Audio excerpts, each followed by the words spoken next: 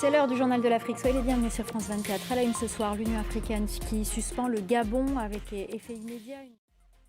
L'Union africaine a donc suspendu le Gabon avec effet immédiat après le coup d'État survenu hier, un coup d'État mené par la garde républicaine à l'annonce de la victoire à la présidentielle d'Ali Bongo Ondimba.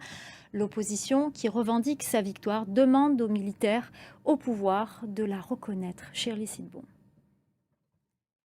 Et avec nous sur ce plateau, Simon Alaandi, spécialiste en politique internationale. Merci beaucoup d'être avec nous sur ce plateau.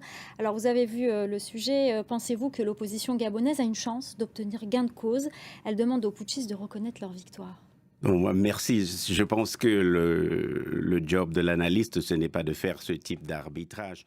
Et on suivra ça avec attention. Merci beaucoup Simon Alaandi, spécialiste en politique internationale. Merci pour votre décryptage. C'est moi qui vous remercie. La tension est montée d'un cran entre Paris et Niamey ce jeudi. Les militaires au pouvoir au Niger ont instruit les services de police de la nécessité de procéder à l'expulsion de l'ambassadeur français à Niamey.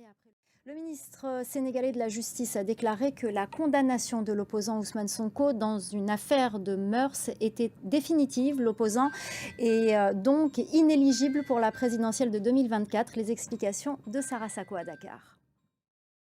En République démocratique du Congo, au moins 48 civils et un policier ont été tués mercredi à Goma dans une opération militaire destinée à empêcher une manifestation contre l'ONU. La classe politique et la société civile dénoncent un usage disproportionné de la force et appellent à une enquête indépendante. Reportage d'Aurélie Bazara-Kibangula avec Justin Kabumba.